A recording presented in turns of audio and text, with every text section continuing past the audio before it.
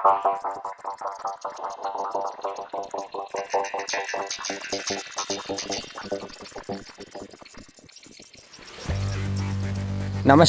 मैं कुमार और आप देख रहे हैं स्टार मिथिला। सहरसा फारबिसगंज रूट की लगातार हम आप तक जानकारी पहुंचाए हैं।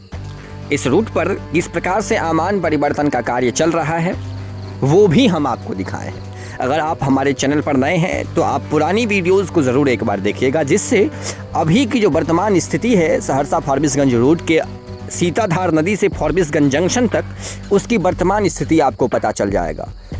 इस रूट पर सीआरएस की तिथि भी घोषित हो गई है। 20 नवंबर को इस रूट का सीआरएस रखा गया है, नरपतगंज से लेकर के फारबिसगंज तक। कुछ भाग फारबिसगंज जंक्शन का एनएफ रेलवे के अंतर्गत आता है और कुछ भाग ईस्ट सेंट्रल रेलवे के अंतर्गत आता है। कुछ भाग ऐसा है फारबिसगंज जंक्शन का जहां अभी भी काम बाकी है।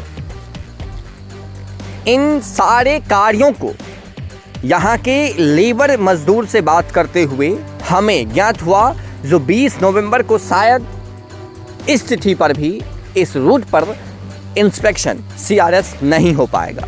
वैसे तो सीआरएस होने के बाद इस रूट पर तत्क्षण ट्रेन परिचालन की घोषणा की जा सकती है। सूत्रों के मुताबिक कौन और कितनी ट्रेनें इस रूट पर चलेगी, ये सारी चीज़ें भी फाइनल हो गई हैं। लेकिन सबसे बड़ा सवाल है जो क्या 20 नवंबर को इस रूट पर सीआरएस हो पाएगा।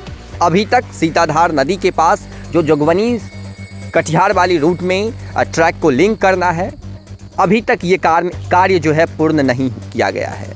वैसे सीताधार नदी से लगभग 50 मीटर पहले तक मालगाड़ी पहुंच चुकी है। इस 50 से 100 मीटर की दूरी में ट्रैक लिंक का कार्य करना है और उसके बाद फारबिसगंज जंक्शन तक आराम से ट्रेन पहुंच सकती है। फारबिसगंज जंक्शन पर वर्तमान में 2 प्लेटफॉर्म है, प्लेटफॉर्म नंबर 1 और प्लेटफॉर्म नंबर 2। बीच में एक लूप लाइन है। इन सारे आमान परिवर्तन के कार्य को देखने के लिए 13 नवंबर को यानी कि रविवार के दिन एक इंस्पेक्शन रखी गई है, जो इंस्पेक्शन श्री ब्रजेश कुमार जो पूर्व मध्य रेल के निर्माण संगठन के अधिकारी हैं, इनके द्वारा किया जाएगा। ये इंस्पेक्शन समस्तीपुर से निर्मली तक की जाएगी स्पेशल वाहन से, और निर्मली से सरायगढ़ होते हुए ललितग्राम नरपतगंज के रास्ते फारबिसगंज तक एक निरीक्षण वाहन से ये निरीक्षण किया जाएगा।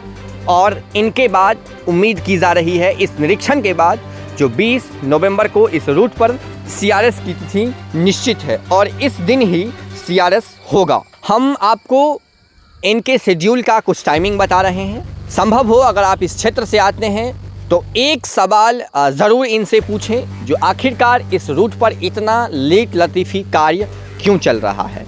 13/11 यानी कि रविवार को स्पेशल वाहन से 6 बजे पटना से इनकी गाड़ी प्रस्थान करेगी और 8:30 में लगभग समस्तीपुर पहुंचेगी। लगभग 9 बजे के आसपास इनका स्पेशल वाहन समस्तीपुर से निकलेगा और 11:30 में निर्मली पहुंचेगी। 11:30 से लेकर 11:40 तक यानी कि 10 मिनट निर्मली में इनका ठहराव है। इनके द्वारा निर्मली स्टेशन का निरीक्षण किया जाएगा और उसके बाद 11:40 में निर्मली से निकलेंगे और सरायगढ़ ललितग्राम नरपतगंज के रास्ते लगभग 2:30 में ये निरीक्षण वाहन से फारबिसगंज पहुंचेंगे।